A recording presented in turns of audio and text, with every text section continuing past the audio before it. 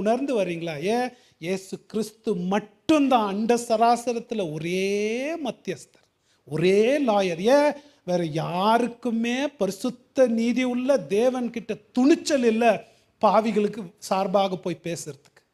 ஏன் ஆதாரம்லாம் கிளியராக இருக்கு, நரகத்தில் போட்டு நசுக்கணும் அவனை பற்றி சார்பாக யாருங்க போய் பேசக்கூடியது அவர்கிட்ட?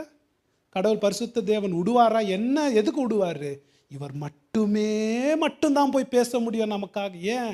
இவருடைய பாவிகள் நிமித்தம், அக்கிரமக்காரர்கள் நிமித்தம் தான் செய்த பணியின் அடிப்படையில், பிதாவே இவர்களை மன்னியும், அக்கிரமக்காரர்கள் தான், ஆனால் அந்த அக்கிரமக்காரர்களுக்காக நான் செய்த பணியின் அடிப்படையில் நானே கேட்குறேன், அவர் மன்னிங்க.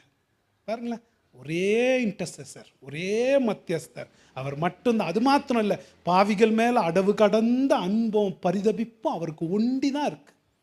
உலகத்தில் வேறு யாருக்குமே கிடையாது, அவர் ஒண்டி தான்.